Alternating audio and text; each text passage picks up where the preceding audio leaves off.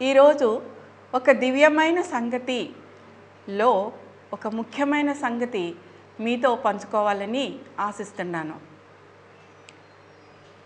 ఇది జాన్ బనియన్ రాసినటువంటి యాత్రికుని ప్రయాణము. ఈ పుస్తకం మీకు అందరికీ సుపరిచితమైనదే.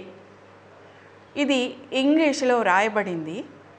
దానిని అనేక భాషల్లో, అంటే పరిశుద్ధ గ్రంథము ఎన్ని భాషల్లో అనువదించబడిందో దాదాపు ప్రపంచంలో అన్ని భాషల్లో అనువదించబడినటువంటి ఏకైక పుస్తకము యాత్రికుని ప్రయాణము.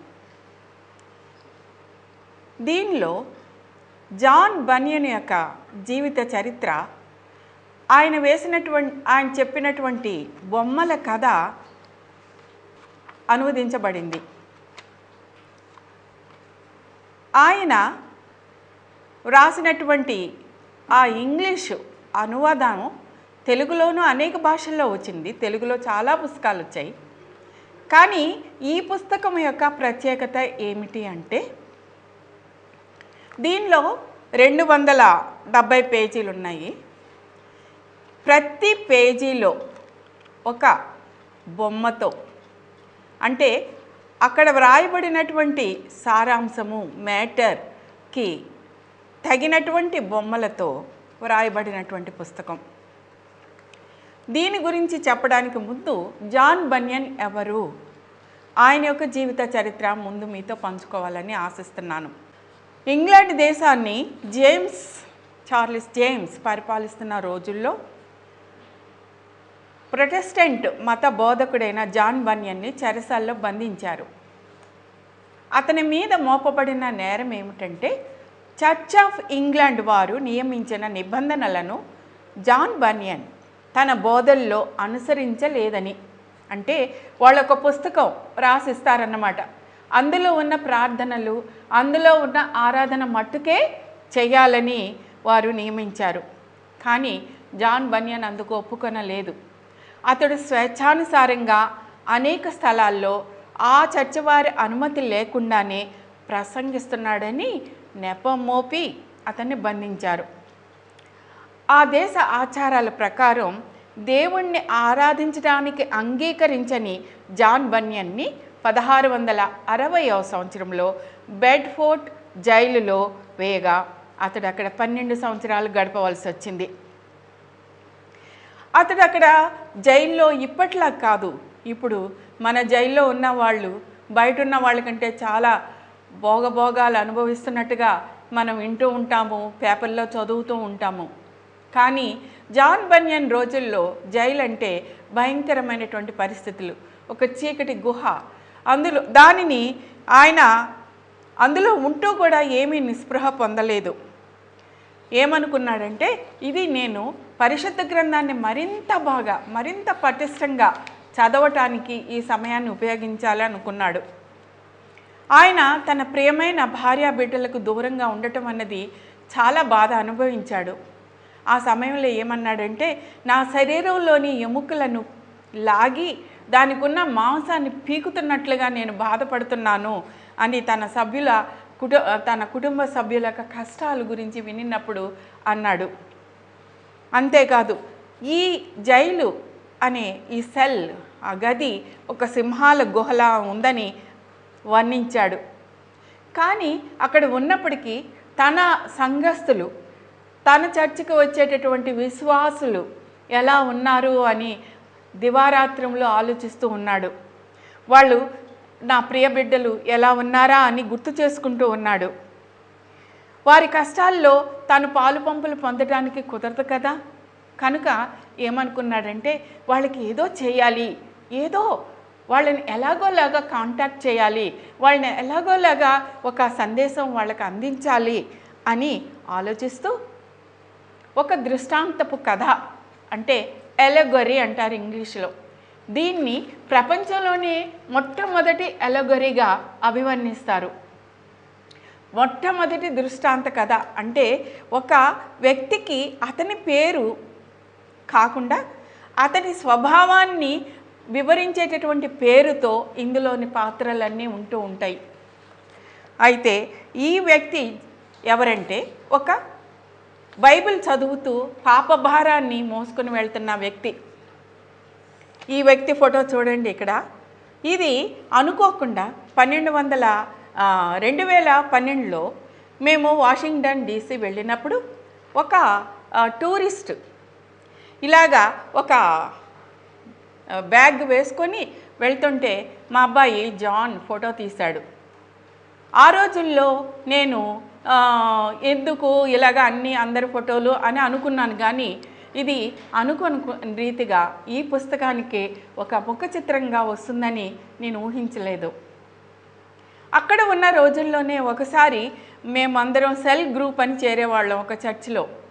మేమందరం మాట్లాడుకుంటూ ప్రార్థన చేసుకొని మాట్లాడుకుంటూ బకెట్ లిస్ట్ అని మాట్లాడుకున్నాం. బకెట్ లిస్ట్ అంటే బకెట్ తన్నటం అన్నమాట. మనం తెలుగులో అంటాం కదా, చనిపోయాడని అనటానికి బకెట్ తన్నాడ్రా అని ఒక మారు ప్రయోగం ఉంది. అది తన్నక ముందు మీరు ఏమేమి చేయాలనుకుంటున్నారు అని పాస్టర్ గారు మమ్మల్ని అడిగినప్పుడు ఒక్కొక్కరు ఒక్కొక్క అభిలాష, ఒక్కొక్క కోరిక. నాకు గుర్తున్నది, ఒక ఆయన ఎవరెస్ట్ శిఖరం చూడాలి, ఇండియా వెళ్ళాలి, హిమాలయాలు చూడాలని ఆశపడుతున్నానని అమెరికాలో ఉన్న ఆయన అన్నారు. అప్పుడు నా వంతు వచ్చినప్పుడు నేను అన్నాను, నా హృదయంలో ఒక మంచి పుస్తకం నా జీవితానికి, నా ఆత్మీయ బ్రతుక్కి దోహదం చేసిన పుస్తకం ఒకటి ఉంది. అది ఇంగ్లీష్లో ఉంది.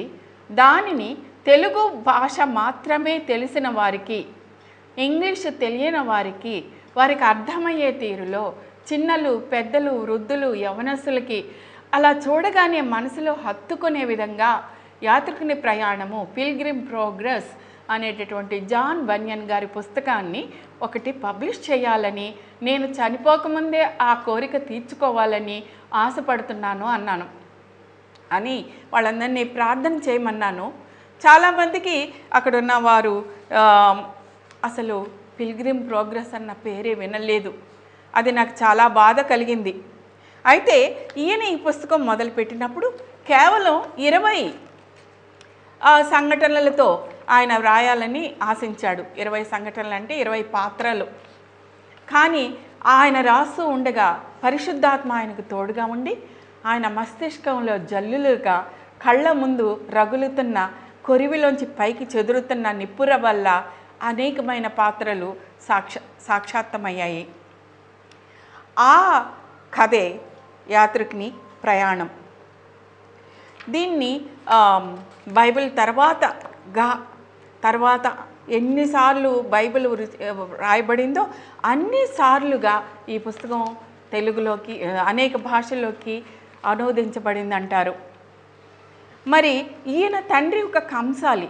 చాలా పేదరికంలో జాన్ బనియన్ జీవించాడు. ఆయన వృత్తి కూడా కంసాలి వృత్తి. ఆయనకు వివాహం అయినప్పుడు ఒక గిన్నె కానీ ఒక స్పూన్ కానీ ఇంట్లో లేదు. అంత కష్టంలో ఉన్నవారు. అయితే ఆయన భార్య వివాహం అయిన తర్వాత తనతో, మన వాళ్ళు అంటారే సారి తీసుకెళ్ళాలని తనతో 2 పుస్తకాలు మట్టుకే తీసుకొని అత్తవారింటికి వచ్చింది. వీళ్ళిద్దరూ ఎంతో సంతోషంగా వైవాహిక జీవితం గడుపుతూ తమకి ఖాళీ సమయాల్లో ఆ 2 పుస్తకాలు పెట్టుకొని చదువుకుంటూ చర్చిస్తూ ఉండేవాళ్ళు. కానీ ఇలాగా ఉన్నప్పటికీ కూడా జాన్ బనియన్ తన పాత అలవాట్లు మార్చుకోలేకపోయాడు. తిట్టడం, అబద్ధాలు, బూతులు, దేవుడి నామాన్ని వ్యర్థంగా మానలేకపోయాడు. కానీ ఈ పుస్తకాలు 2 చదివినప్పుడు అతనిలో ఒక మార్పు రాసాగింది. ఎందుకు ఈ విషయం చెప్తున్నానంటే, మనం బైబిల్ చదువుతూ బైబిల్తో మరింతగా అర్థం ఇచ్చేటటువంటి కొన్ని పుస్తకాలు చదవటం మన జీవితంలో ఎంతో మేలు. ఆయన భార్య తీసుకొచ్చిన 2 పుస్తకాలు చదవటం మూలంగా ఆయనకి ఒక ఆత్మీయమైనటువంటి కోరికలు, ఆశలు మొలకెత్తాయి హృదయంలో. ఈయన ఏం చేశారంటే, ఆ 2 పుస్తకాలు చదివిన తర్వాత ఆయనలో ఒక యుద్ధం ప్రారంభమైంది. ఏమిటంటే మంచి చేయాలి అని. కానీ ఆయనలో ఉన్నటువంటి ఆ చెడు స్వభావము ఆ మంచిని ఓడిస్తూ ఉండేది. అప్పుడు ఆ సమయంలో ఆయన ఏమన్నారంటే, ఒక్క గంటలో నేను 20 సార్లు ఆత్మీయంగా ఎదిగేవాడిని, కింద పడిపోయేవాడిని అని. ఇది మనకు అనుభవమే కదా. ఆత్మీయ జీవితం మొదలుపెట్టినప్పుడు ఎన్నోసార్లు అయ్యో నేను ఇలా అనుకుండా ఉండాల్సింది, నేను అలా చేయకుండా ఉండవలసింది, నేను ఈ విధంగా ప్రవర్తించకుండా ఉండవలసింది, అయ్యో దేవా క్షమించు అని ఎన్నోసార్లు మనం ఒక్క గంటలో అనుకున్నటువంటి అనుభవాలు మనకున్నాయి. అయితే అతను కొంచెం భక్తి నేర్చుకుంటూ కొద్దిగా పై వేషానికి మటుకు మంచి అలవాట్లు నేర్చుకొని అనుకున్నాడు, నాకంటే భక్తిగా ఉన్న వాళ్ళు ఇంకెవరున్నారు అని గర్వించాడు. ఈ గర్వం కూడా ఆత్మీయ జీవితంలో మొట్టమొదట క్రైస్తవులను పట్టుకునేదే. ఆ తర్వాత ఏమైందంటే, ఆయన ఒకసారి ఒక పేద స్త్రీ వేరే ఒక స్త్రీతో మాట్లాడటం విన్నాడు. విని అందులో కొన్ని మాటలు అతని హృదయంలోకి, మనసులోకి హత్తుకుపోయాయి. అవేమంటే, మారు మనసు పొందాలని, క్రొత్త జన్మను దేవుడు ఇస్తాడని, పాప క్షమాపణ కలుగుతుందని, రక్షణ వాగ్దాన నిశ్చయత ప్రతి వ్యక్తికి అవసరమని, యోహాను సువార్తలో దేవుడు యేసయ్య చెప్పినటువంటి నికోదేముకి చెప్పినటువంటి మాటలు అన్నమాట. క్రొత్తగా జన్మిస్తే కానీ పరలోక రాజ్యం ప్రవేశించరన్న మాటలు ఆమె చెప్పడం విన్నాడు. అప్పుడు అవి ఆలోచిస్తూ కూర్చొని ఒక పొలంలో కూర్చొని పరిశుద్ధ గ్రంథాన్ని చదువుతూ ఉండగా ఆయనకి ఒక అద్భుతమైన అనుభవం కలిగింది. ఏమిటంటే, ఏవో సంఖ్యలు ఊడి కింద పడిపోయినట్లుగా గ్రహించి ఆత్మలో చాలా స్వేచ్ఛత పొందాడు. ఈయనలో ఉన్న గొప్ప విషయం ఏంటంటే, దైవజనుడైనంత మాత్రాన తన వృత్తిని వదలలేదు, తన కుటుంబ పోషణ మానలేదు, చేతులతో కష్టపడ్డాడు. పౌలు తన గుడారాలని చేస్తూ ఎలాగైతే తన అవసరతలు, తనతోటి ఉన్నవారి అవసరతలు తీర్చుకున్నాడో ఆ విధంగానే జాన్ బన్యన్ కూడా కంసాల పని చివరి వరకు మానలేదు. తన కుటుంబ పోషణకు తన వాక్య పరిచర్య చేసేవాడు. అదే సమయంలో కుటుంబ పోషణకు తన వృత్తి మానలేదు.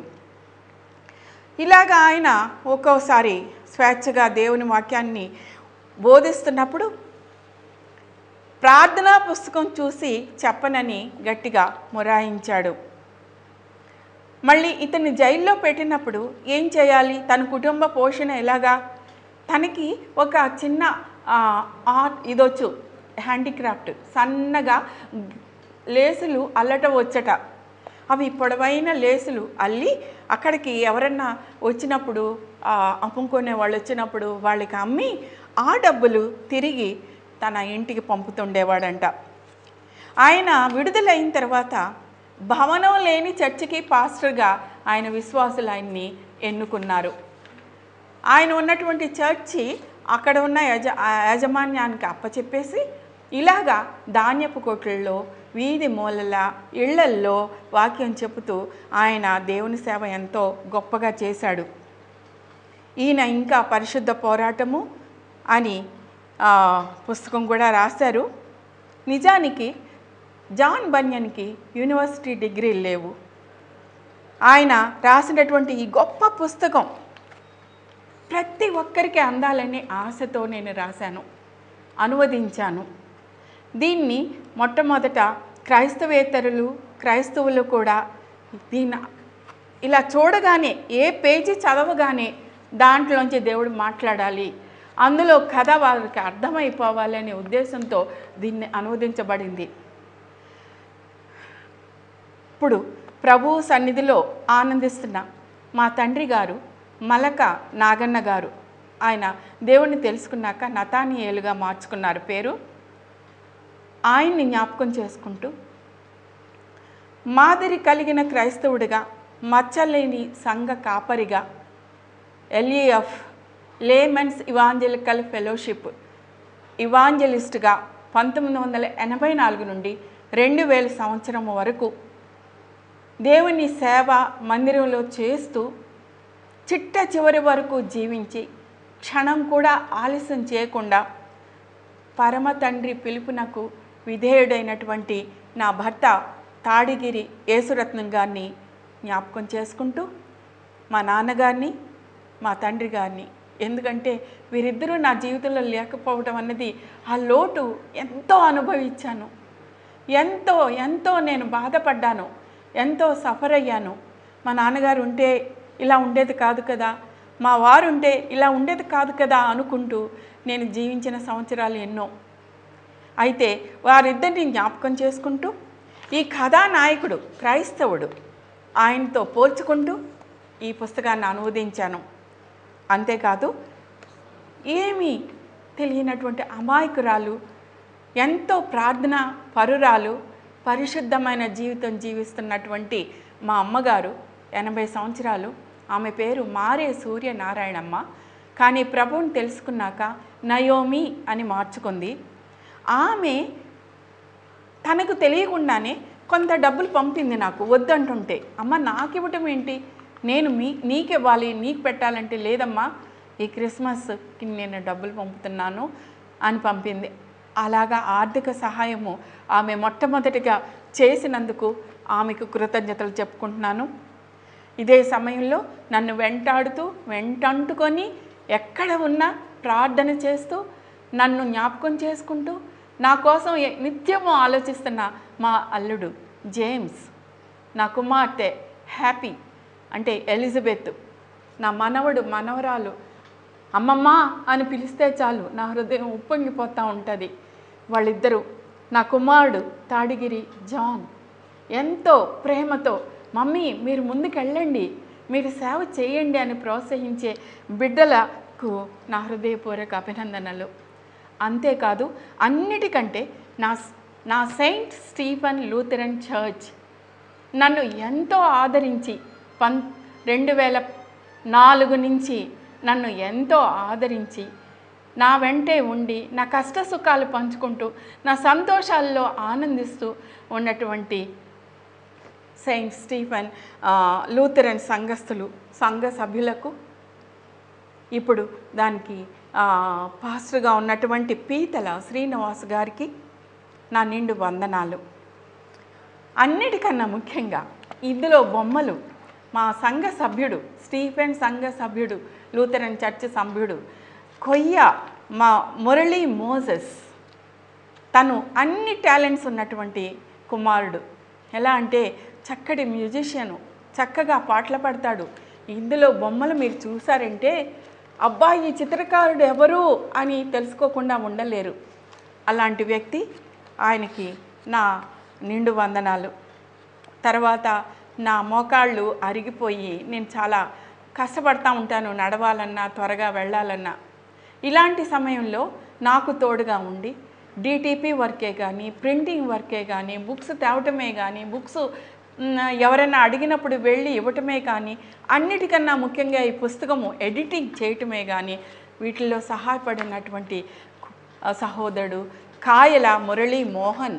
ఆయన ఒక జర్నలిస్టు, ఆంధ్రజ్యోతి వార్తాపత్రికకు. అలాంటి వ్యక్తులను దేవుడు నాకు సమకూర్చాడు. ఇలాంటి టీం గనక లేకపోతే నేను ఈ పుస్తకం పబ్లిష్ చేయలేకపోయేదాన్ని. నా బకెట్ లిస్ట్ అంటే నేను మరణించక ముందు నేను పెట్టుకున్న వాటిల్లో ఇది ఒకటి, అది నెరవేరగలిగింది. అంటే వీళ్ళందరూ నాకు తోడుగా ఉండటం. అన్నిటికన్నా పరమ తండ్రి, దేవుడు, పరిశుద్ధుడు, నా రక్షకుడు నాకు తోడుగా ఉండి ఈ పనిని పూర్తి చేయగలిగారు. దీనిని మేము అశోక్ నగర్లో ఉన్నటువంటి బుక్ స్టాల్ నిర్వర్తిస్తున్నటువంటి ఆండ్రూస్ గారి షాప్లో పెట్టాము. సుబోధ నిలయం మీకు అందరికీ తెలుసు, ఏలూరులో మన క్రైస్తవ పుస్తకాలు అమ్మేటటువంటి మంచి పుస్తక షాపు, అందులో కూడా పెట్టాము. తర్వాత ఎవరైనా చర్చ్ పాస్టర్స్ అడిగితే వారికి కొన్ని బుక్స్ అది ఇస్తున్నాను. మనము ఒక కేఎఫ్సీకి వెళ్తే ఎంతో డబ్బులు ఖర్చు పెడతాం, అది ఒక్క పూటతో అయిపోతుంది. ఒక్క పూట 1 గంటలో తినేస్తాము. కానీ పరిశుద్ధ గ్రంథం కానీ ఇలాంటి మంచి పుస్తకాలు కానీ మనం బహుమతులుగా, అంటే కాంపిటీషన్స్ పెడతా ఉంటారు మీరు మీ చర్చెస్లో, ప్రైజెస్గా ఇస్తూ ఉంటే పిల్లలు తమ జీవితంలో, యవ్వనస్తులు తమ జీవితంలో, వృద్ధులైన వారు తమ జీవితంలో, స్త్రీలు పురుషులు ఎవరు కూడా మర్చిపోలేనటువంటి పుస్తకం. ఎందుకు నేను ఇంతగా చెప్తున్నానంటే క్రైస్తవుడు తన జీవితాన్ని ప్రారంభించినప్పుడు తన కుటుంబం వారంతా అడ్డంగా వస్తారు, అడ్డుపడతారు. వారు ఇరుగు పొరుగు వారు అడ్డుపడతారు. అతని ఊరి పేరు నాశనపురం. ఆ ఊరి నుంచి బయటికి వెళ్ళాలి అంటే ఏంటి? తన జీవితం నాశనం అయిపోతుంటే అందులోంచి బయటికి వెళ్ళాలని ప్రయత్నిస్తున్నప్పుడు ఎంతమంది ఏ రకంగా అడ్డుపడతారు, ఎంతమంది అతన్ని ప్రోత్సహిస్తారు, ఎలాంటి వాళ్ళు ప్రోత్సహిస్తారు అన్నీ ఈ పుస్తకంలో ఉన్నాయి. ఒక్క దృష్టాంతం చెప్తాను. క్రైస్తవుడు ప్రయాణమై వెళ్తున్నప్పుడు ఆయన ఒక భావార్థికుడు అంటే ఇంటర్ప్రెటర్ అనే ఆయన ఇంటికి వెళ్ళినప్పుడు ఆయన చాలా విషయాలు నేర్పిస్తూ ఉంటాడు క్రైస్తవుడికి. అందులో ఒకటి ఏంటంటే, ఒక గోడ దగ్గర కింద ఒక కన్నం ఉంటుంది, దాంట్లో పెద్ద మంట వస్తూ ఉంటుంది. కానీ ఒక ఆయన అక్కడ నిలబడి దాంట్లో నీళ్లు పోస్తూ ఉంటాడు, కానీ ఆ మంట ఆరదు. అప్పుడు క్రైస్తవుడు ఆ భావార్థికుడిని అడుగుతాడు, ఏంటండి ఎందుకు ఆరటం లేదని. నీకు ఇంకో విషయం చూపిస్తాను పదా అని పక్కకి తీసుకెళ్ళి, ఆ బొమ్మ కూడా ఇందులో వేసి ఉంది, తీసుకెళ్ళి చూపించినప్పుడు ఆయన ఏమంటాడంటే, అక్కడ ఇదిగోండి, అక్కడ ఇంకొక వ్యక్తి అక్కడ ఆ గొయ్యిలోనే నూనె పోస్తూ కనిపిస్తాడు. దీని అర్థం ఏంటి అని అడిగితే, ఆ నీళ్లు పోస్తున్నవాడు సైతాను. మానవ హృదయంలో కృప, ఆయన కృప వెలిగించబడినప్పుడు దాన్ని ఆర్పేయటానికి సైతాను ఎప్పుడూ ప్రయత్నం చేస్తూనే ఉంటాడు. కానీ యువతల నూనె పోస్తున్నవాడు యేసుక్రీస్తు ప్రభు. ఆయన ఆ కృపని ఎల్లప్పుడూ మనలో ప్రజ్వలింప చేస్తూనే ఉంటాడు అని. అంతేకాదు, క్రైస్తవుడు తన జీవితంలో ముందుకెళ్తున్నప్పుడు అక్కడ ఒక తిన్ననైన సన్నని మార్గం, ఆ మార్గాన్ని చూపిస్తాడు. ప్రభు చెప్పారు కదా, ఇరుకు మార్గంలో ప్రవేశించ పోరాడుడి, దాని అంతము పరలోకము, విశాల మార్గంలో వెళ్ళకండి అని. అది కూడా సువార్తికుడు తన ముందు చూపిస్తాడు. అంతేకాదు, క్రైస్తవుడు సిలువ దగ్గరికి వెళ్ళినప్పుడు అతని పాపభారం ఎలాగా కిందకి దొర్లిపోయి కన్నీటితో ప్రార్థన చేస్తాడో, ఆ తర్వాత ఆయనకి 3 తేజోమూర్తులు ప్రత్యక్షమవుతారు. ఇది చాలా ఇంపార్టెంట్ ఒక క్రైస్తవుడి జీవితం ప్రారంభం అవటానికి. అదేంటంటే, అతనికి ఒక రక్షణ వాగ్దానం ఇస్తారు. అది తర్వాత అతని మురికి వస్త్రాలు తీసేస్తారు, నీ పాపాలు క్షమించబడ్డాయి అంటారు. ఇంకొక ఆయన నుదుటి మీద ఒక ముద్ర వేస్తాడు, అది యేసు నామము. ఆ ముద్ర వేయబడిన వ్యక్తి పాపం తిరిగి చేయడు. ఈ రక్షణ వాగ్దానము ఎంతో అవసరమైనది ఆత్మీయ జీవితానికి. మీరు అనుకోవచ్చు, బైబిల్లో అన్ని రక్షణ వాగ్దానాలే కదా, అన్నీ నాయే కదా అని. కానీ ప్రతి వ్యక్తి ఒక క్రొత్త జీవితము ప్రారంభించాలంటే అతను విశ్వాసముతో ఒక వాగ్దానాన్ని తన జీవితంలోకి తీసుకున్నప్పుడే దేవుడు అతనితో మాట్లాడటము, అతన్ని నడిపించడం జరుగుతుంది. మనం అనొచ్చు, ఎన్నో వాగ్దానాలు ఉన్నాయి, అన్నీ నావే అనుకోవచ్చు. కానీ ఒక్క వాగ్దానం తీసి చెప్పండి, ఇది నాది అని సైతానుడు పారిపోతాడు. నా జీవితంలో కొలసీలు 2:13-15 అపరాధముల వలనను శరీరమందు సున్నతి పొందక ఉండుట వలనను మీరు మృతులై ఉండగా దేవుడు వ్రాతరూపకమైన ఆజ్ఞల వలన మన మీద రుణముగాను మనకు విరోధముగాను ఉండిన పత్రమును మేకులతో సిలువకు కొట్టి దాని మీద చేవ్రాతను తుడిచివేసి మనకు అడ్డము లేకుండా దాన్ని ఎత్తివేసి మన అపరాధములన్నిటిని క్షమించి ఆయనతో కూడా మిమ్మల్ని జీవింపచేసెను. ఈ మాట వచ్చిన తర్వాతే నాకు బైబిల్ మరింతగా అర్థం అవటం మొదలుపెట్టింది. దేవుని చిత్తం చేయడానికి దేవుని వాక్యం మాట్లాడటం మొదలుపెట్టింది.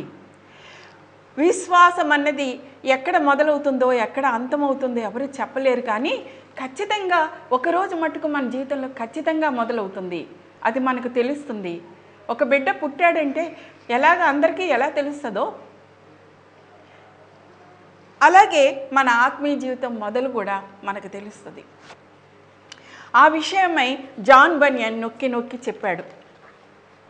అతడు ఈ వెనక బొమ్మలు రక్షణ పొందుటకు నేనేం చేయగలను, ఇది కూడా మేము తీసినటువంటి ఫోటోనే. ఇందులో ఇంకా చాలా మధ్యలో చాలా ఫోటోలు ఉన్నాయి. ఆ ఫోటోలు కూడా తీసినటువంటి ఫోటోలే. కనుక మీరు ఈ పుస్తకాన్ని తప్పకుండా చదవండి. ఖరీదని ఆలోచించవద్దు. చిన్నపిల్లలకి అయితే నేను తక్కువ ధరకే ఇవ్వాలని ఆశిస్తున్నాను. గిఫ్ట్లుగా ఇవ్వండి. ప్రతి తెలుగు కుటుంబంలో ఈ పుస్తకం వెళ్ళాలని నేను ఆశపడుతున్నాను. ప్రతి తెలుగు కుటుంబం అంటే ఇంగ్లీష్ రాలేనటువంటి వారు, చదవలేనటువంటి వాళ్ళు ఈ పుస్తకం తీసి చదువుకోవాలని నా అభిలాష. మీరు తప్పక దీన్ని చదవండి, మేలు పొందండి. ఇందులో నా ఫోన్ నెంబర్ ఉంది.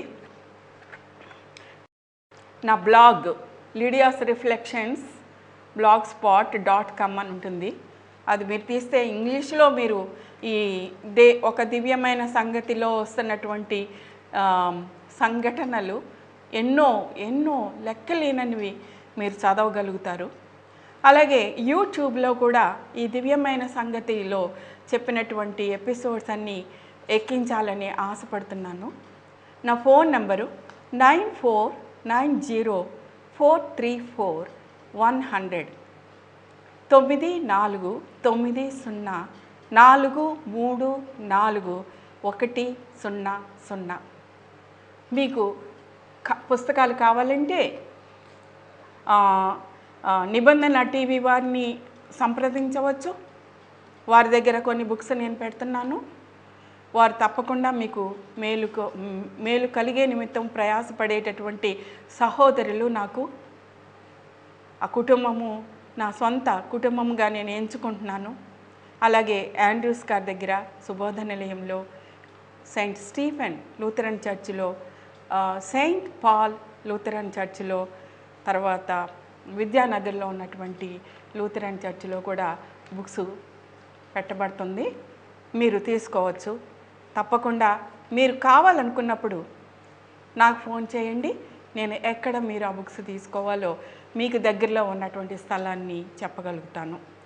దయ ఉంచి ఈ పుస్తకం ప్రతి తెలుగు కుటుంబానికి వెళ్ళేలాగా ప్రయాసపడండి. ఇది దేవుని సేవ. ఇందులో ప్రాఫిట్ అన్నది లేదు. ఒక ప్రాఫిట్ అన్నది కొంత పెట్టుకున్నాము, ఎందుకంటే దానిని తిరిగి ఈ పుస్తకాలు ముద్రించడానికి ఉపయోగించాలి. దేవుని పని కొరకే ఆ డబ్బులు ఉపయోగించాలని. కనుక మీరందరూ నాతో సహకరిస్తారని, ఈ సేవ కొనసాగించడానికి మీ అందరి తోడ్పాటు నాకు ఉంటుందని, ఈ బుక్ను మీరు ప్రమోట్ చేస్తారని చర్చ్ పాస్టర్లకి విజ్ఞాపన చేస్తున్నాను. సండే స్కూల్ టీచర్స్ని అర్థిస్తున్నాను. యూత్ లీడర్స్ని అడుగుతున్నాను. స్త్రీల సమాజం వారిని కూడా నేను అడుగుతున్నాను. ఎగ్జిక్యూటివ్ మెంబర్స్ని, చర్చ్ ఎల్డర్స్ని అందరినీ అర్థిస్తున్నాను. దయ ఉంచి ఈ విషయమై మర్చిపోకండి. ఈ బుక్ గురించి మీరు అందరూ తప్పక చదవండి. దేవుని నామాన్ని మహిమపరుస్తూ దేవునికి మరింత సన్నిహితంగా మీరు వెళ్ళాలనే ఆశతో ఇంతటితో చిన్న ప్రార్థనతో ముగించదలుచుకున్నాను. మహాపరిశుద్ధుడైన మా ప్రభువా, మా గొప్ప తండ్రి, నీకు వందనాలు, స్తుతులు, స్తోత్రములు రాజా. ప్రభువా, మేము ఎన్నో ఆశిస్తాము, ఎన్నో ఆలోచిస్తాము, ఎన్నో చేయాలని కోరుకుంటాము. కానీ దాని ప్రారంభము, దాని కొనసాగించుట, దాని అంతము నీ చేతిలో ఉంది ప్రభువా. ఈ పని మొదలుపెట్టినప్పుడు నేను ఎంతో ఆందోళన పొందాను. ఎక్కడ సహాయము, ఎవరు నాకు సహాయము, ఎవరు దీని పనిలో తోడుగా ఉంటారు, ఎవరు నాకు టీం అని ఎంతో ప్రార్థన చేయగా, నాయన బిడ్డలను టీం మెంబర్స్ని ఇచ్చినావు. వారు కష్టపడి పనిచేసిన ఈ పనిని ప్రభువా, ముఖ్యంగా ఏలూరులో అందరూ కూడా ఈ బుక్ చదవాలని, తెలుగు తెలిసిన ప్రతి కుటుంబము చదవాలని, అలాగే నాయన అనేక మంది రాస్తున్నారు, అడుగుతున్నారు ఇంటర్నెట్లో కూడా. ప్రభువా, వారందరికీ ఈ బుక్ అందించాలంటే నాకు సహాయకులు అవసరమై ఉన్నారు నాయన, ప్రోత్సహించే వారు అవసరమై ఉన్నారు. దయ ఉంచి ప్రభువా, ఈ కార్యము నీ నామం మహిమార్థమై చేయాలని తలపెట్టినాను కనుక మీ నామమునే ఘనపరచుకోమని యేసు నామమున అడిగి వేడుకొంచున్నాను తండ్రి. ఆమేన్.